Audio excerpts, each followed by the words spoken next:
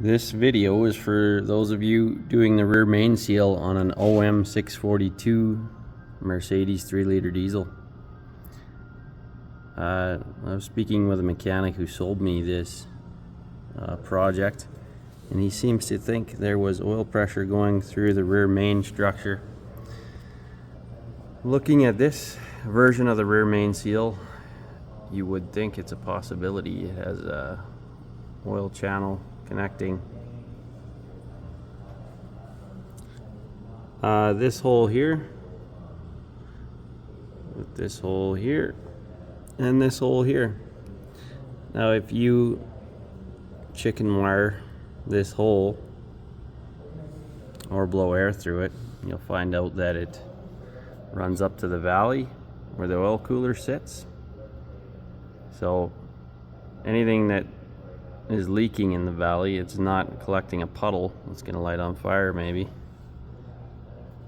It drains down into this portion here, and this hole on the side drains behind the starter right there. This hole connects all the way up through the block, through this hole in the head gasket and through the head, up into the valley where the injector sits. So it might be a little difficult to see, but it's that hole right there. A little hard to focus. So it drains if there was theoretically a leak around the injectors or in the valve cover.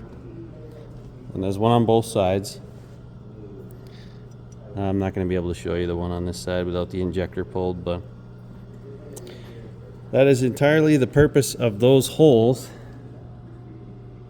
that come down to the rear main seal. So when you buy this version of the rear main seal, it comes on Rock Auto, it doesn't cover up those holes. So worst case scenario, if you end up with an oil cooler leak or a leak from further up on the head, it's going to drain down into this rear main seal area, and you're going to think that your rear main seal is leaking. But I just wanted to clear up a little bit of confusion for those thinking that you had oil pressure coming through any of those holes, and thinking that you couldn't use this version of the rear main seal.